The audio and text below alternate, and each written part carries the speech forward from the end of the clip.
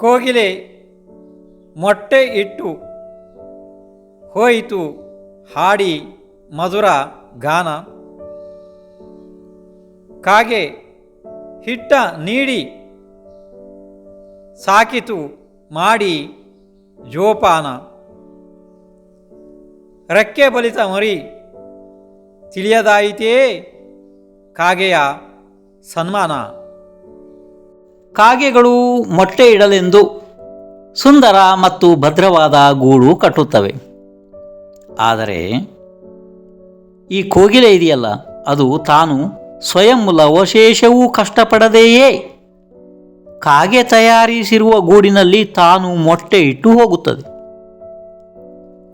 ಪಾಪ, ಕಪಟ ತಿಳಿಯದ ಮುಗ್ಧ ಜೀವ ಕಾಗೆ ಮಾತೃವಾತ್ಸಲ್ಯ ಎನ್ನುವಂತೆ ತನಗೆ ಸಿಕ್ಕಂತಹ ಚೂರು ಪಾರು ರೊಟ್ಟಿ ಹಿಟ್ಟು ಏನನ್ನಾದರೂ ತಂದು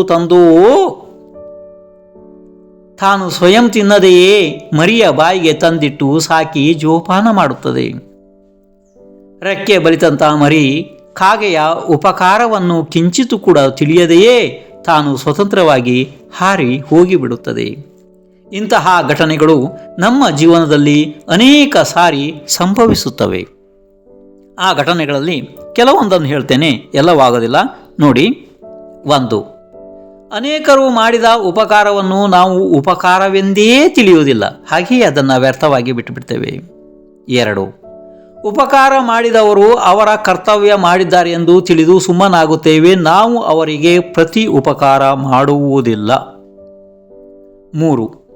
ನಮಗೆ ತಿಳಿದು ಪ್ರತಿ ಉಪಕಾರ ಮಾಡಲು ನಾವು ಹೋಗುತ್ತೇವೆ, ಆದರೆ ಅವರು ನಮ್ಮ ಉಪಕಾರವನ್ನು ಸ್ವೀಕರಿಸುವುದಿಲ್ಲ. 4. ಪ್ರತಿ ಉಪಕಾರ ಮಾಡುವ ಮನಸ್ಸು ನಮಗೆ ಇದೆ, ಆದರೆ ಅವರು ಈಗ ನಮ್ಮ ಕಣ್ಣು ಮುಂದೆ ಇಲ್ಲ, ಆಯು ಮುಗಿಸಿ ಮುಂದಿನ ಭಾವಕ್ಕೆ ಹೋಗಿದ್ದಾರೆ. ಇದೇ ರೀತಿ ಇನ್ನೂ ಅನೇಕ ಘಟನೆಗಳು ನಮ್ಮ ಜೀವನದಲ್ಲಿ ಸಂಭವಿಸುತ್ತಾ ಇರುತ್ತವೆ.